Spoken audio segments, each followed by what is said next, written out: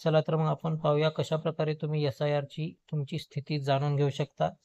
त्यासाठी मित्रांनो तुम्हाला मेसेज बॉक्सवर यायचं आहे.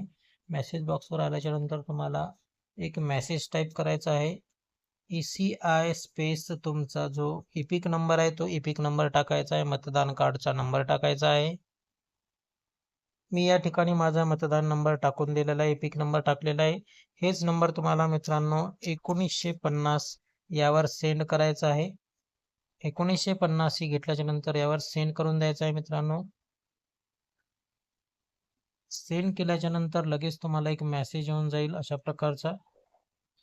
आणि मेसेज आल्याच्या नंतर मित्रांनो पहा, तुमची जी ECI नोंदणीची जी स्थिती आहे ती देखील मला मेसेजमध्ये आलेली आहे. मी तुम्हाला ते दाखवून देणार आहे. हे पहा मित्रांनो, या ठिकाणी मेसेज ओपन झालेला आहे.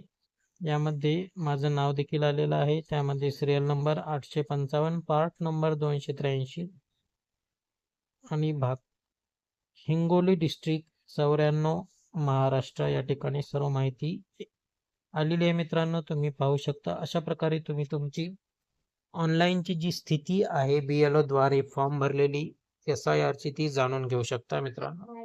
व्हिडिओ कसा वाटला नक्की कमेंट करून सांगा. जय हिंद, जय महाराष्ट्र.